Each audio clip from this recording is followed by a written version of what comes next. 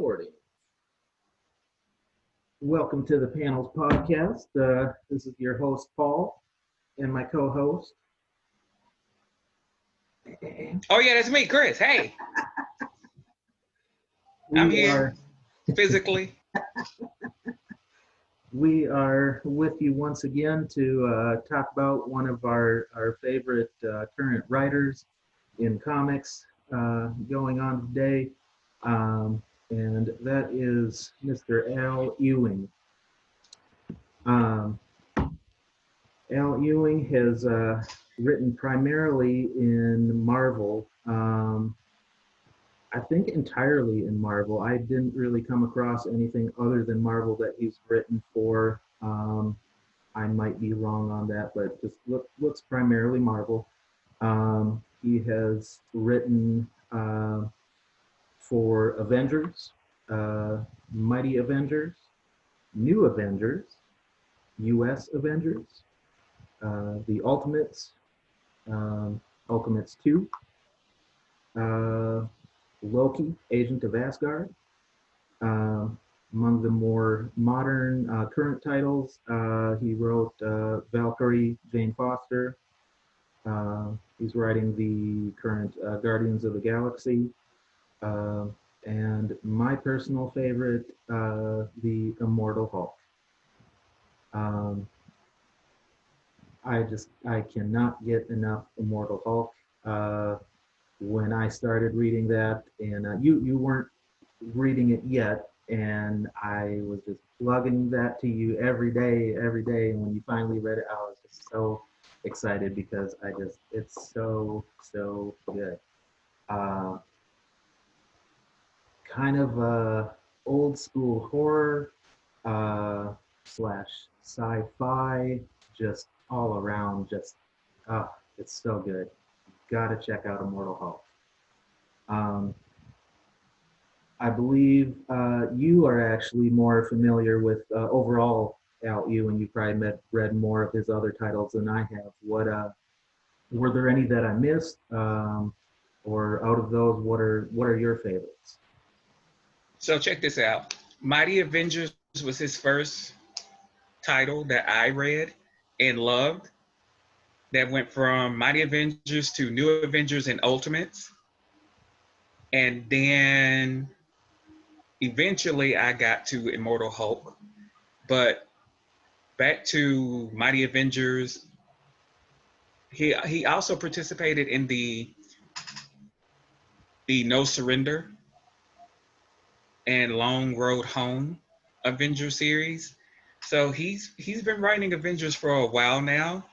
And what I love about his writing is he likes to take concepts and twist them, turn them upside down. I would even go as far as remixing them. Say that he remixes a lot of concepts. Mm-hmm. All of his books, like Mighty Avengers with Luke Cage and Blade, Photon, Blue Marvel, She-Hulk, that had a more classic Avengery type feel. New Avengers was more fringe and more out there.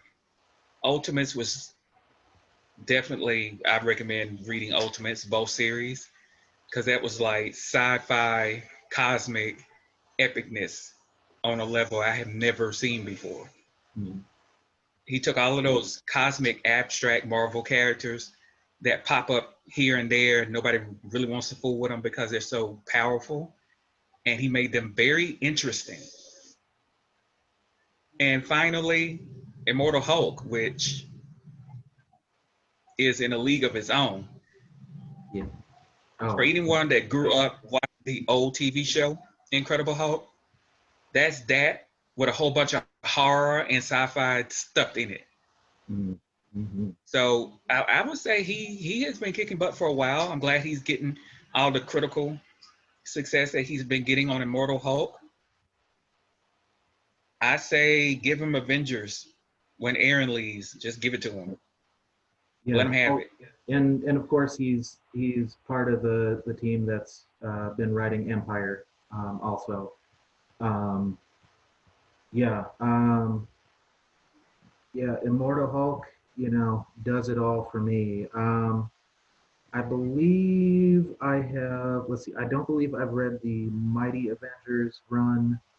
I don't think I read I know I didn't read the majority of the Avengers run, although I did just first read 684, Immortal Hulk's first appearance, and that was just, oh, I can't wait to finish off that story arc.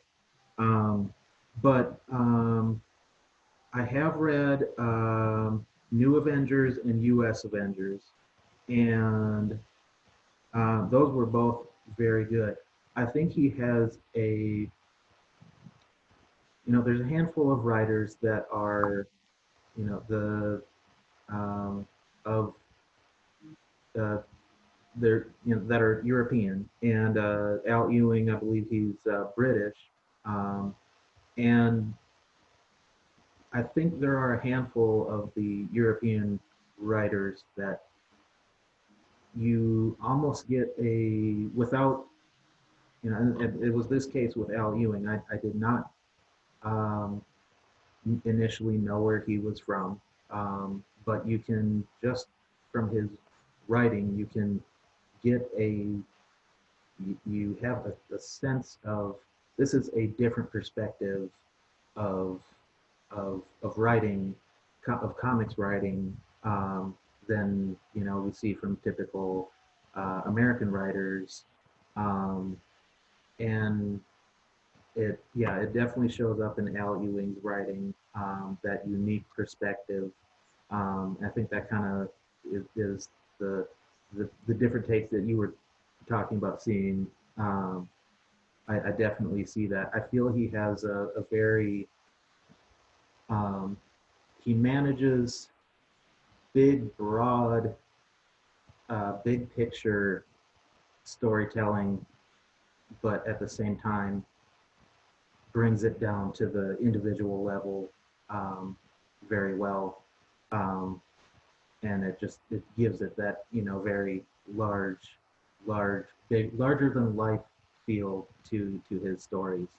Um, with Immortal Hulk, I think we are in the tail end of that series. I think they're going to end on 50, which, as sad as I will be to see it end, to conclude, I think it's going to go down as one of those arcs that is just going to be classic, um, classic Hulk.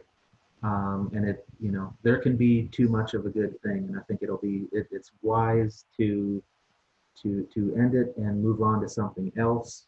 Um, just because it's going to be a series that I definitely go back to read through. It's just so enjoyable.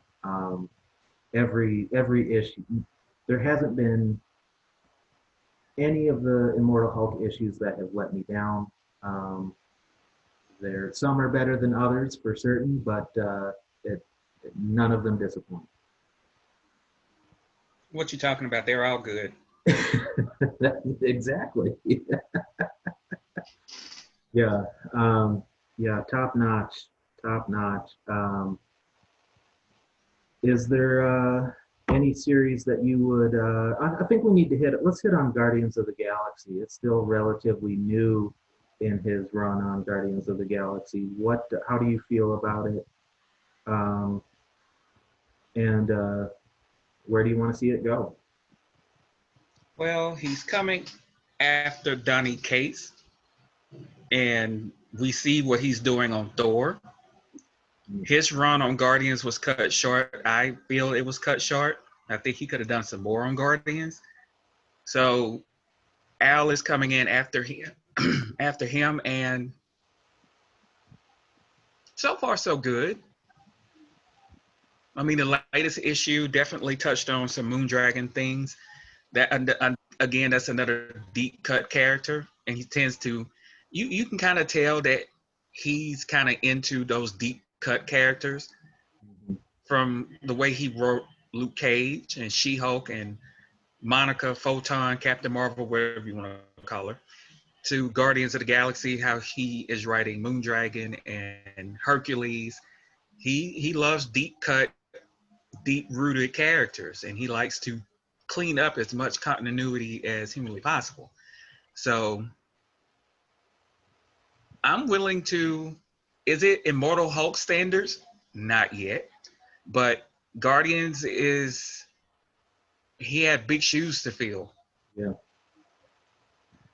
Um, So I'm willing to just kind of buckle my seatbelt and just ride, just let him drive yeah. and see where he's going to take me because things have been very interesting Yeah.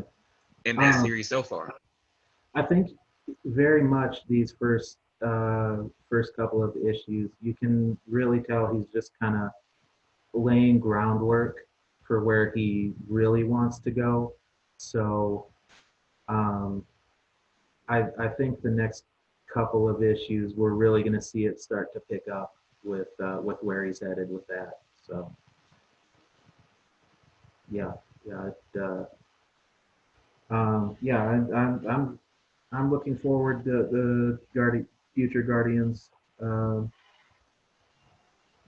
any other than like Avengers, anything else you think that his writing would be suited for, whether Marvel or DC or Indies or anything? Well, there was a rumor a couple of weeks ago that he had some big X related title that he will be working on. So, yay. Yeah, But to get him over into DC, I would love to see what he would do with Justice League Odyssey. there you go. That's yeah, that would be an interesting concept. Yeah, I would totally go for something like that. Um, um, Or maybe even Green Lantern, yeah, something that in was what I, space. yeah, Green Lantern Corps. Let him. That's a nice big. Uh, uh, I mean, just the Green Lanterns alone. There's a large cast of characters that have not been used very much for some time now. That yeah, he could definitely uh, bring back to life. Uh, that would Green Lanterns. That would be a lot of fun. Um, yeah, I kind of similarly how I feel about James Tinian for with his DC projects. I think if Marvel has the powers that be have any sense whatsoever, this would be another writer that you cannot you simply cannot um, let go or pursue something else. A writer you need to make happy. Let them do what they want to do. Creative control. Just go all out and just get their artistic expression out there because it's good. It's good stuff. Um, yeah, he also has um, he's got an indie book coming out with Boom Studios, which I'm gonna check that out. That comes out this week. We only find them when they're dead. I don't know a whole lot about it other than it's a sci-fi type kind of book. Um, I'm definitely gonna check that out. Um, I hope it's good. I think it will be because he has not let me down. And yeah, he's just absolutely solid. Um, anything else you wanna? But what about Valkyrie? Have you? I haven't read Valkyrie. Oh my God. I was sad to see that get canceled Yeah. because it was, if you were a fan of Jane Foster Thor when she was Thor, this was a continuation of that. And he Just like with Immortal Hulk, he brought so many different elements into that that I was not expecting. The superhero angle was dialed down, and other things were in play. Okay. Not going to spoil it for you. You just Yeah. got to go back and read it. Now, This is a good read. that kind of spawned out of War of the Realms, I believe. Yep. Okay. All right. Um, anything else you wanted to cover with Al Ewing? Give him a raise. Yes. Give him a raise. Give him a blank check. Give him whatever he wants. Yeah, whatever he wants. Uh, but yeah, he's one of the good ones. Check him out. Uh, Immortal Hulk, any of his Avengers runs, anything he does is worth a read. Um, with that, if there's any writers, past, present, upcoming, that you want us to give to share some of our thoughts on, let us know. Give us a comment. If you like the video, give us a like. If you don't like it, well, give us a like anyway. Hit the subscribe. Check out our Instagram page. Let us know what you want to see for future content. With that, we'll check you next time. Take it easy.